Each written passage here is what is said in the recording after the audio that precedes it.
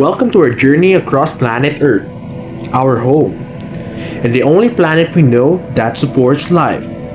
Earth rotates once every 24 hours, giving us day and night, and it revolves around the sun in 365 days, creating the seasons. 71% of its surface is covered with water, while 29% is land. Earth is unique because it has liquid water, breathable air, and life. To better understand our planet, we can describe it through four interconnected subsystems. The atmosphere is where the living things breathe and protect us from outer space. It is a layer of gas and suspended solids that stretches up thousands of miles from the Earth's surface. It gets thinner as it farther away, but it always held in place by gravity.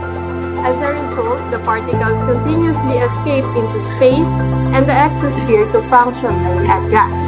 The majority of the satellites in Earth's orbit are found in the exosphere.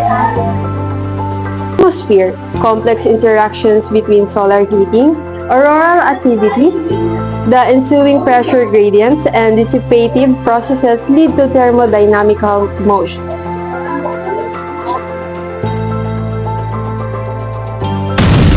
Mesosphere. When gases are sufficiently dense, meteors rushing down into the atmosphere are slowed down and burnt out, leaving behind flaming trails in the night sky. Because there is no upward vertical movement of the gases, convection is prevented. Therefore, the anvil-shaped thundercloud tops clearly show where the bottom of this layer lies.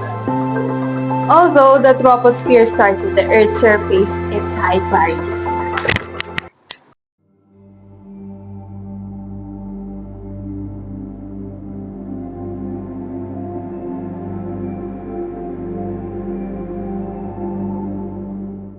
The biosphere is organized from the smallest unit of life, such as individual organisms, to the largest unit, which is the biosphere itself.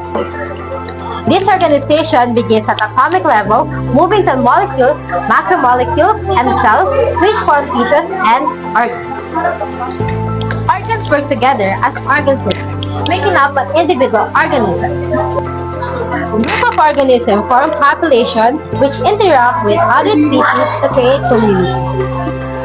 These communities, along with their physical environment, make up ecosystem, and all ecosystems together comprise the biosphere.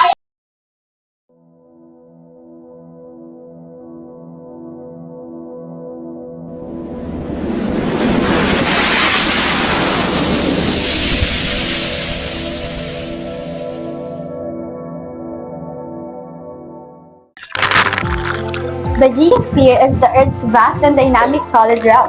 Extending from the surface, we walk down to its very heart. The thin, outermost layer where we live, comprising oceanic crust and thicker continental crust.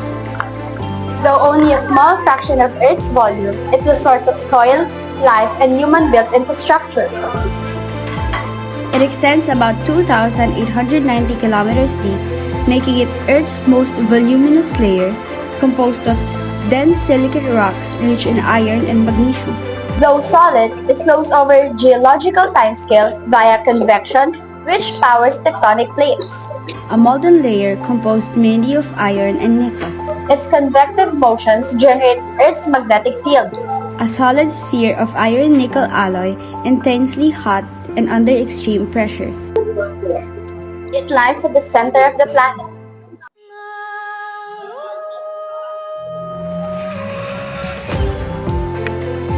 The hydrosphere is the water found on Earth, including oceans, lakes, rivers, groundwater, and even the air as vapor.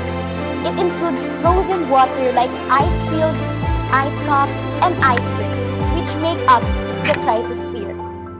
The water cycle is a continuous process where water evaporates into vapor and forms clouds through condensation.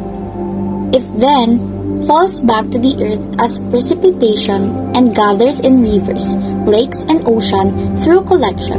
The hydrosphere refers to all the water found on, under, and above the Earth's surface. It covers around 71% of the Earth, with the majority, about 97%, stored in oceans as salt water, while only about 3% is fresh water found in glaciers, ice caps, rivers, lakes, groundwater, and the atmosphere.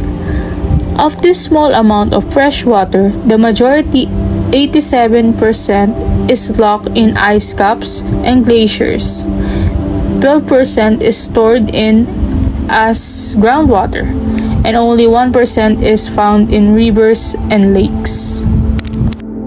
The Earth's subsystem constantly interacts with one another to maintain balance and support life. For example, the atmosphere interacts with the hydrosphere when the sun causes evaporation, leading to cloud formation and rainfall.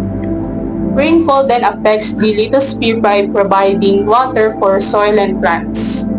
And this supports the biosphere by supplying nutrients and hydration for growth.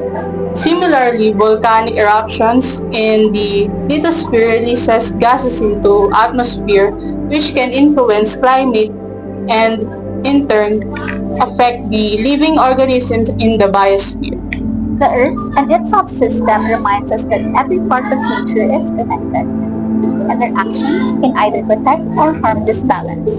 For example, cutting down forests not only destroys habitats but also affects the air we breathe and the soil's health.